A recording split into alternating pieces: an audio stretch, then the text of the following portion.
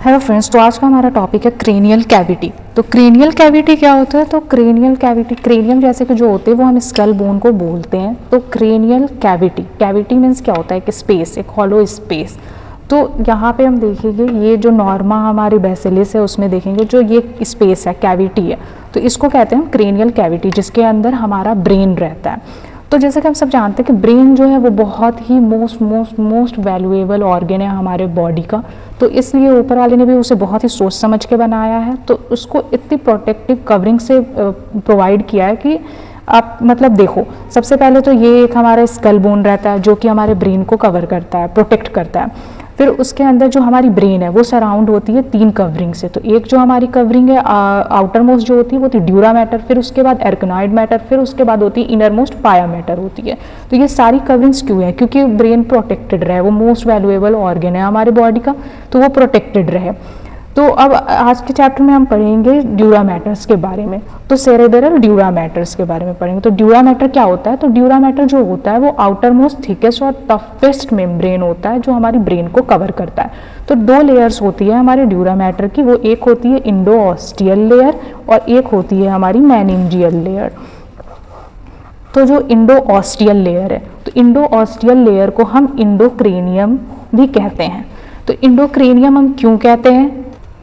तो इंडोक्रेनियम जैसे नेम से ही रिप्रेजेंट हो रहा है। जो इंडो मतलब क्या होता है कि इनसाइड होता है, जैसे नेम से पता चल रहा है। इंडो, एक्टो जो होता है वो आउटसाइड होता है, इंडो जो होता है इनसाइड होता है। तो इंडो हो गया इनसाइड, और क्रेनियम जो हो गई हमारी जो स्कल की जो बोन होती है, इसको हम क्रेनियम ही तो बोलते हैं। जो स्कल की हमारी जो ये बोन होती है इसको क्रेनियम बोलते हैं। तो इनसाइड द क्रेनियम जो हमारा जो भी लेयर होगा ड्यूरा मैटर का, उसको कहेंगे हम इंडोक्रेनियम। तो जैसे कि बोन्स होती है और हमारे ऑर्गन्स में जैसे हमारे मसल्स होते हैं, सारी एक लेयर से कवर होती है। मसल्स जैसे फेशियाज से कवर रहती है, बोन जो हमारे पेरियोस्टियम से कवर्ड रहते हैं, तो वैसी ये जो स्कल की जो इनसाइड वाली है ये पूरी लेयर जो है ये कवर होती है एक लेयर से, जिसको हम कहते हैं इंडोऑस्टियल और इंडोक्रेनियम।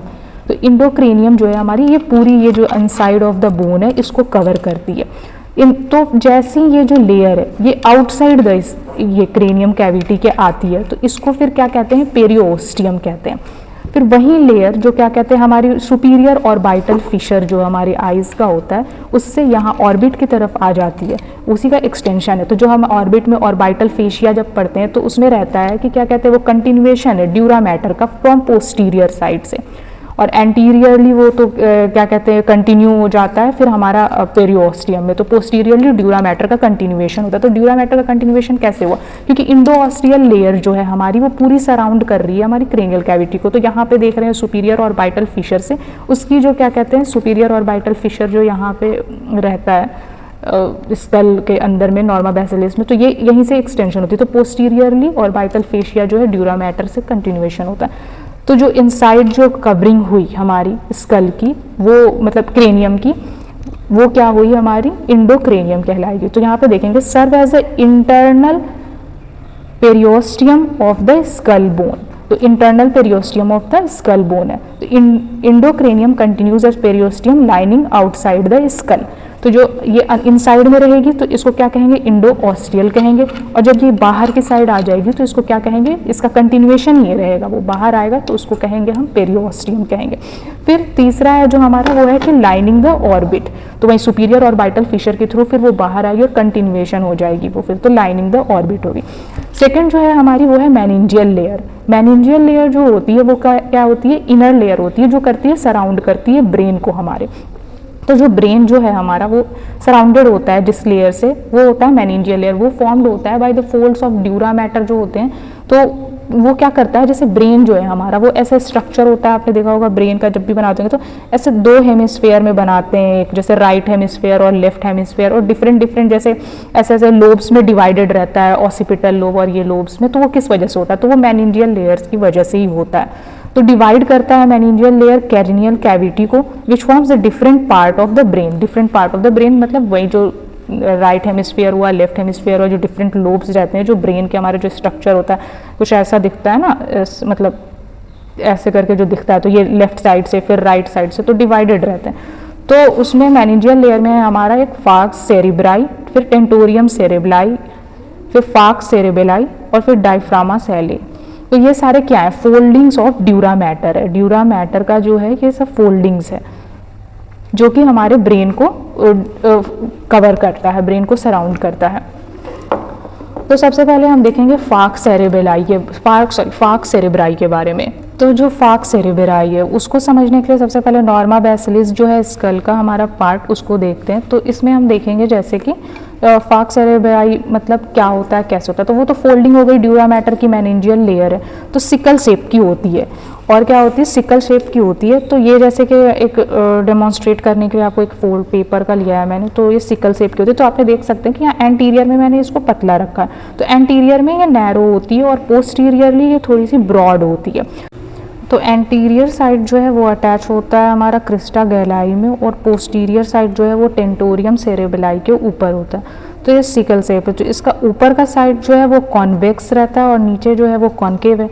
तो ऊपर साइड जो कॉन्वेक्स है वो अटैच कहाँ पे होता है, हमारा जो सेजाइटल सूचर होता है उसके लिप पे अटैच होता है। क्योंकि यहाँ ऊपर में जो हमारी स्कल है उसमें देखेंगे कि ये वाली जो होती है ये क्या होती है, ये सेजाइटल सूचर होती है और ये वाली कोरोनल सूचर होती है। तो ये सेजाइटल जो है यही इसको मतलब नीचे जो ऐसे डिवाइड करती है जो हमारे स्कल को ऐसे में, तो वो राइट और लेफ्ट में जो डिवाइड करती है सेजाइटल सूचर। तो सेजाइटल सूचर ये बीच बीच से रहेगी, तो इसलिए ये क्या होगा कि एंड ये ऐसे जब है तो ये बीच में जो होगा सेजाइटल सूचर रहेगा। तो ये जो कन्वेक्स वाला पार्ट है ये टच करेगा हमारे सेजाइटल सूचर को, और कॉन्केव वाला जो पार्ट है ये फ्री मार्जिन रहेगा। तो देखते हैं जो फार्क सेरेब्राई है उसमें क्या होगा कि वो सिकल शेप होगा, एंटीरियरली नैरो रहता है जो कि ये था एंटीरियरली नैरो, और पीछे attach to the crista galli, और posteriorly broad upper surface of the tentorium cerebri. तो टेंटोरियम सेरेब्राई के ऊपर रहता है।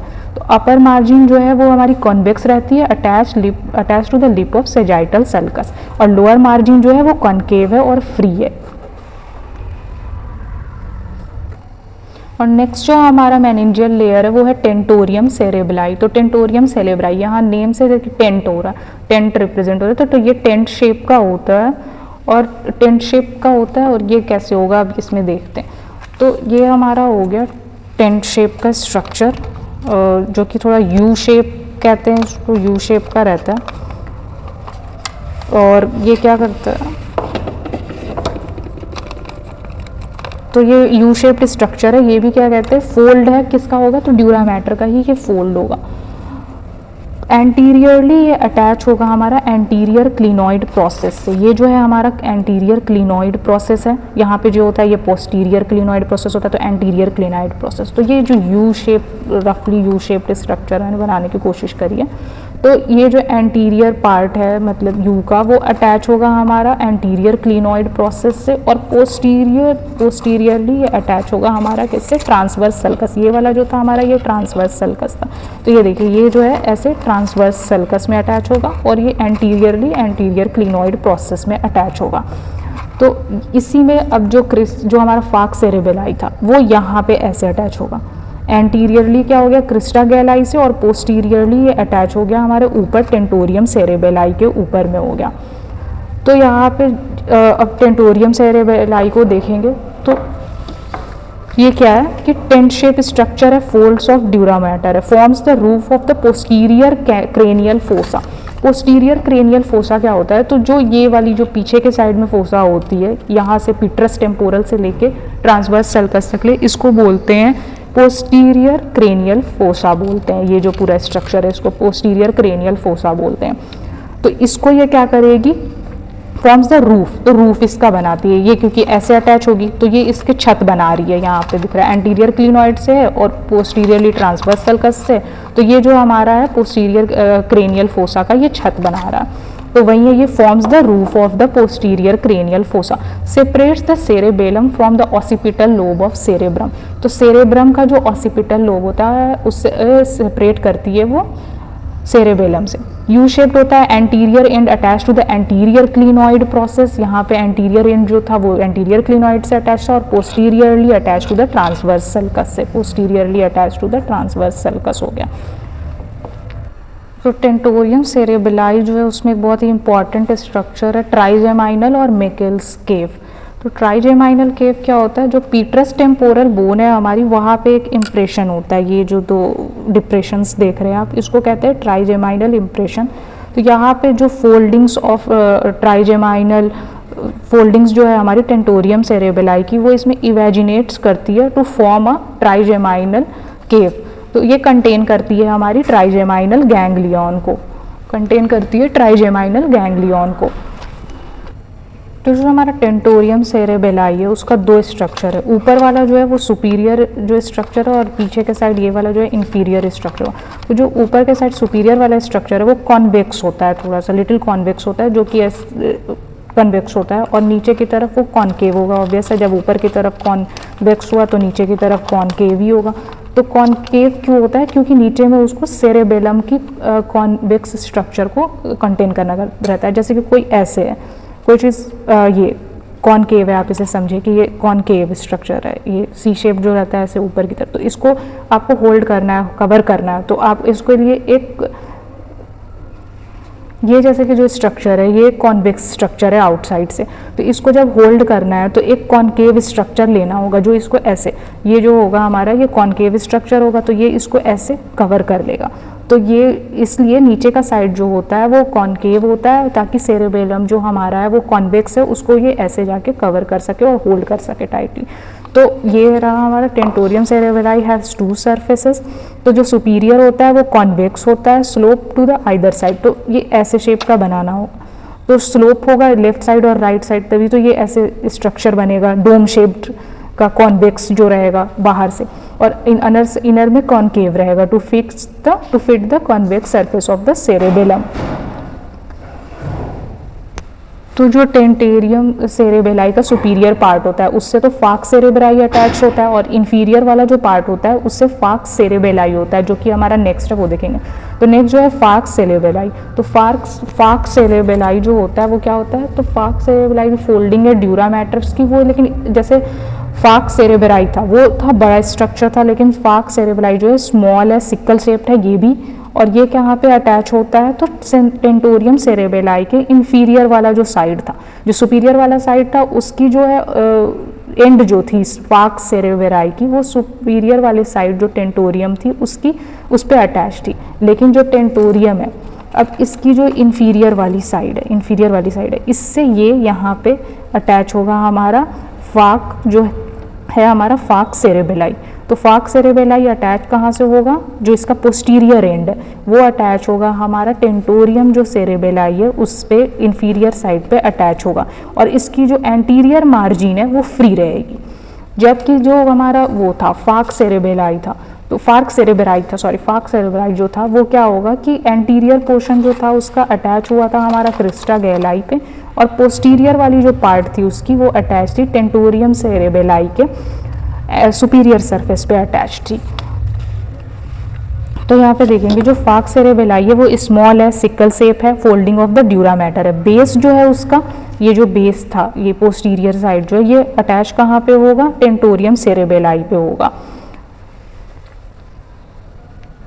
और पोस्टीरियर मार्जिन जो है हम देखेंगे इसकी, ये जो है ये कैसी है, इसकी कॉन्वेक्स है, और एंटीरियर मार्जिन जो है कॉनकेव है। तो पोस्टीरियर मार्जिन जो है ये इसमें ऐसे ऑसिपिटल क्रेस्ट जो था यहाँ पे, ये ऑसिपिटल क्रेस्ट जो होता है ये इससे ऐसे लगी हुई होगी, जैसे कि ये ऐसे होगी, ये जो इसमें ऐसे सट के मतलब अटैच होके ऐसे आएगी ये। और ये जो बेस जो है इसका ये वाला, ये टेंटोरियम सेरेबेलाई के हमारे इंफीरियर सरफेस पे अटैच होगा, और ये जो पोस्टीरियर इसकी मार्जिन है जो कॉन्वेक्स है वो ऑर्बिटल क्रेस्ट ऑसिपिटल क्रेस्ट जो है उस पे ये ऐसे अटैच होगी। फिर फोर्थ जो हमारी फोल्डिंग्स है मेनिंजियल लेयर में वो है हमारी डायफ्राम सेले। तो डायफ्राम सेले क्या होती है, तो डायफ्राम सेले जो यहाँ पे हमारा हाइपोफाइजियल फोसा होता है तो वो उसकी क्या कहते हैं, रूफ बनाती है। वो एक फोल्डिंग है जो कि बहुत स्मॉल है, सर्कुलर है, ये इसकी फोल्डिंग्स बनाती है। तो जैसे कि ये वाला जो स्ट्रक्चर है हम इसको यहाँ पे ऐसे ड्रॉ करके देखते हैं, तो जो ये हमारी ये हाइपोफाइजियल फोसा जो रहती है वो ऐसे हाइपोफाइजियल फोसा हो गई। तो ये जो हमारा कवरिंग है ये ऐसे आएगी और ये इसको पूरा कवर करेगी। तो डायफ्राम सेले ये है। एंटीरियरली ये ट्यूबरकम सेले से रहता है और पोस्टीरियरली डॉर्सम सेले से रहता है। तो जो यहाँ वाली जो पार्ट है इसको तो हम कहते हैं ट्यूबरकल सेले और इसको डॉर्सम सेले। तो जब ये पूरे को कवर कर रही है, ऐसे राउंड सर्कुलर बना रही है, तो ये एंटीरियरली अटैच हो गई ट्यूबरकल सेले से और पोस्टीरियरली हमारी हो गई डॉर्सम सेले से। तो लाइक ये इस शेप का रहता है। तो ये एंटीरियरली हमारी हो गई ट्यूबरकल सेले से और पोस्टीरियरली हमारी हो गई डॉर्सम सेले से। हाँ, तो आज हमने देखा क्रेनियल कैविटी का जो ड्यूरा मैटर था, उसमें हमने इंडोऑस्टियल लेयर देखा, मेनिंजियल लेयर देखा। मेनिंजियल लेयर में हमने फार्क सेरेबेराई, टेंटोरियम सेरेबेलाई, फार्क सेरेबेलाई और फिर डायफ्राम सेले देखा। तो अब हम नेक्स्ट लेक्चर में हम देखेंगे साइनसेस।